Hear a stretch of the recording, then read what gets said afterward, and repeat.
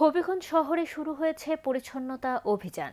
হবিগঞ্জ পৌরসভায় এ পরিচ্ছন্নতা অভিযান শুরু হয় শহরের সবুজবাগ পুরাতন খোয়াই নদীর পাড় থেকে। সম্প্রতি এ অভিযানের উদ্বোধন করেন হবিগঞ্জ পৌরসভার প্রশাসক মোহাম্মদ মইনুল হক।